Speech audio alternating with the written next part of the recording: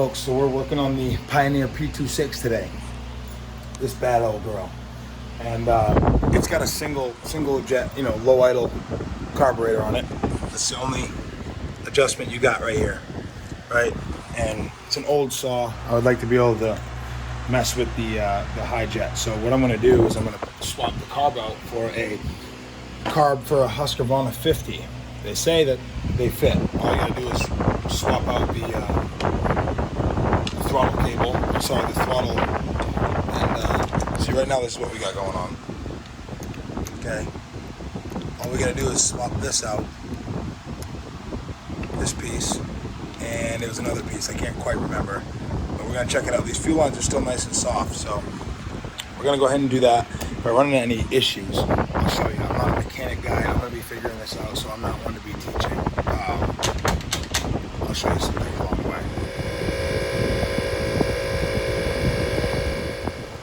Alright guys, so what I did was, obviously these old air filters on these Pioneers are garbage. I mean, look at them.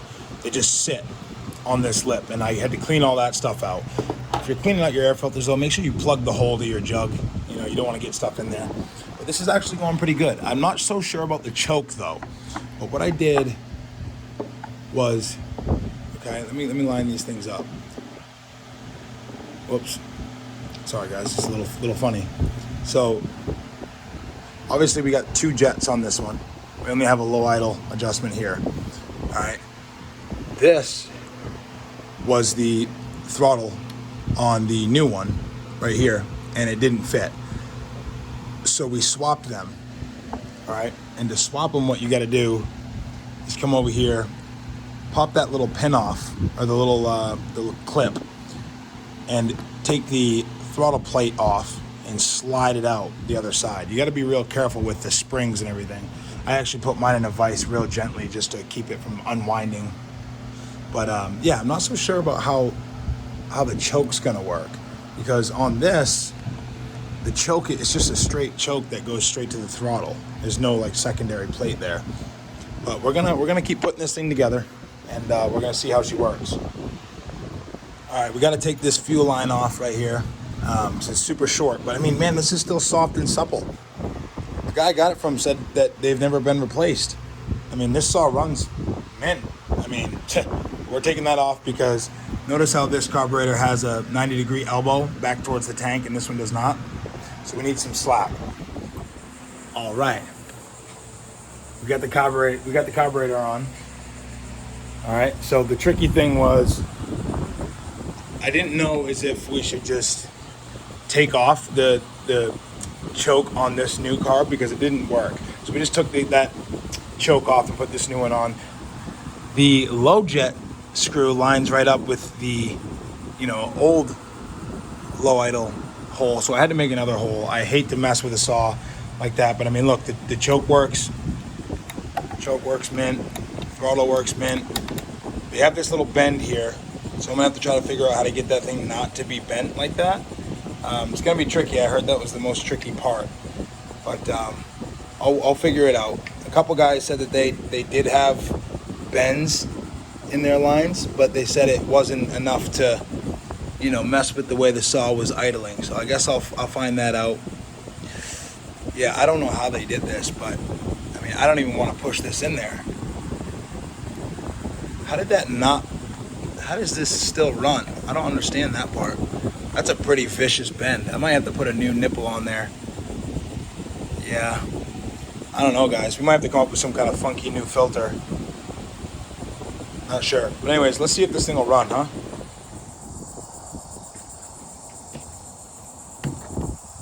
All right, carb's on. We're emptying out this fuel. Slosh the old stuff around.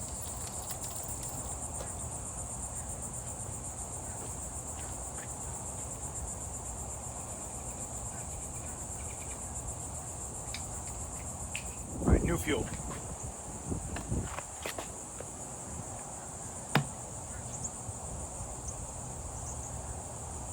Add a little bit of oil to that. Doesn't seem to be blue enough. Where the heck's my oil? She's gonna smoke anyways because it's got a bunch of cleaner in it. You gotta pull this fuel through this new carb. Got my jet driver right here. So new carb, we're gonna go ahead and see if it starts the way it is. And if not, we have to see where the carb is at. All right, so no primer, switch is on. Go ahead and pull out the choke.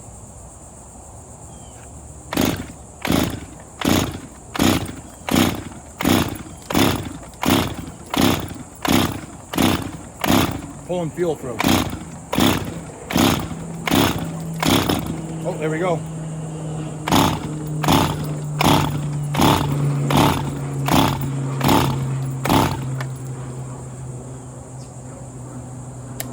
Choke is off.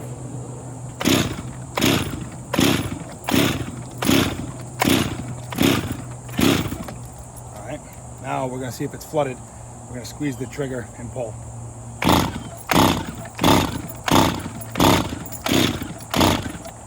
Nope, so we're gonna mess with the carb. Let's see where these settings are at. Where the heck did I put my, I just had that thing. Let me go find my wrench. So the low is at, yeah, I was saying that they're pretty similar. Okay, so that was at a half turn. And it wasn't flooded, so I'm gonna bet that it needs to be opened up a full turn.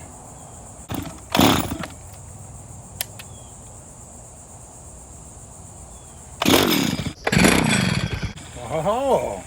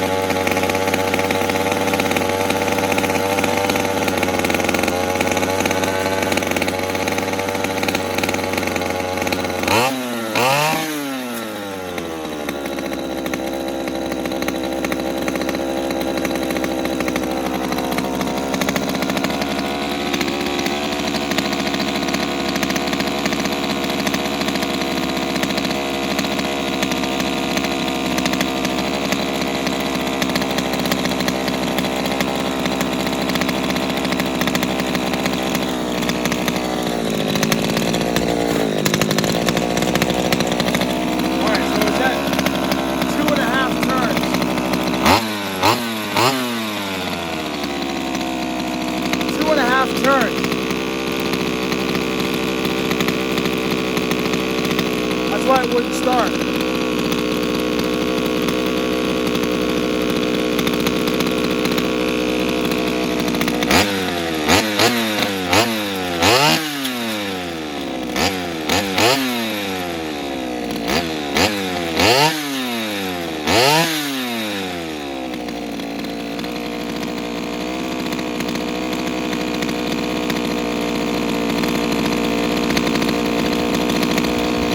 I'm gonna give it lots of fuel on the high jet. Seems to be running great, right?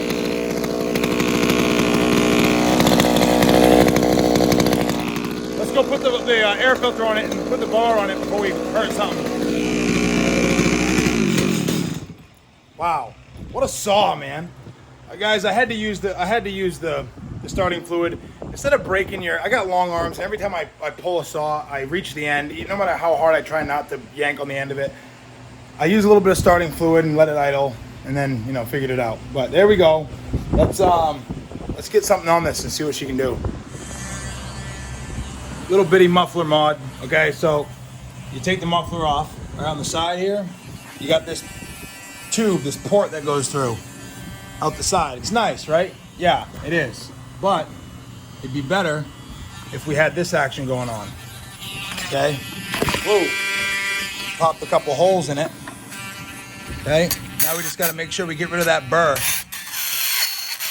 If you leave those burrs in there, you're going to get one that breaks loose and gets sucked back in and ruin up your cylinder. Doesn't need much. Just a little pip squeak here and there. At me in the comments for it if you want. I only use this thing when I'm in a hurry. I gotta get out the door. All right, let's put this bar on. This bar I got, it's a 22-inch bar. It's actually perfect. If you run a 20-inch bar, I strongly suggest you go get a 22-inch bar.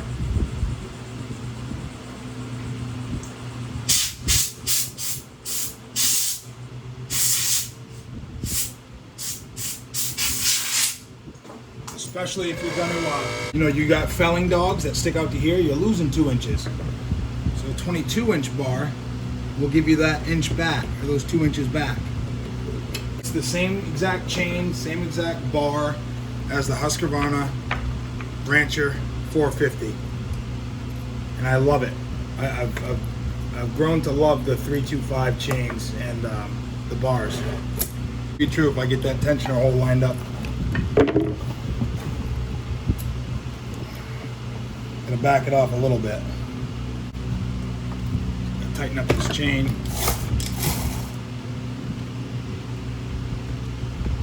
You guys all know the drill. Tighten it up so it touches the bar.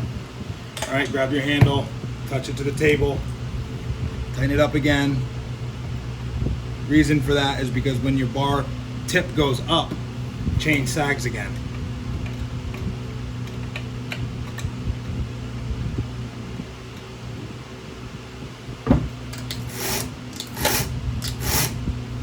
About right for me. Keep it up when you tighten your bar nuts. Let's see how this thing sounds, huh? I gotta get to a job. We're cutting a maple and maybe a crepe myrtle.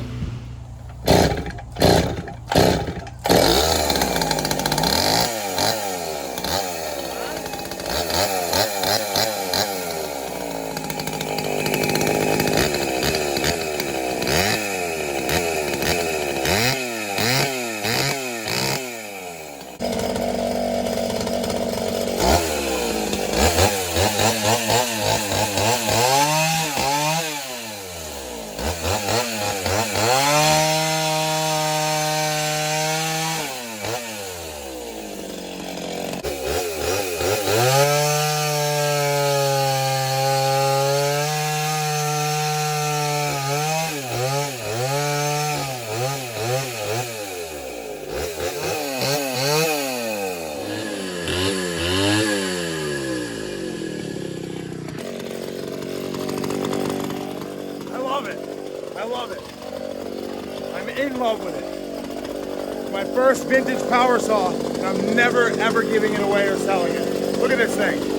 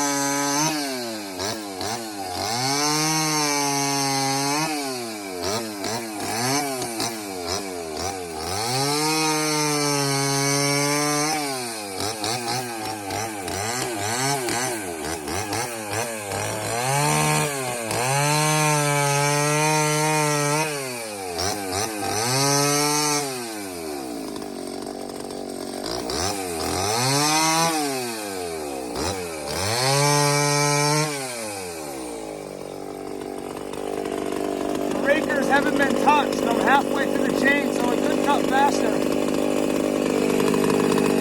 Still gotta tune the car, but it's a good saw. Yeah. So the Pioneer is pretty tasty, huh?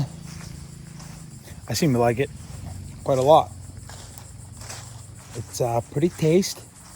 It's got a 22-inch bar on it, like I said. The 22-inch bar was actually bought for the Husky 455. The reason being is because your dogs, well, these dogs are about an inch.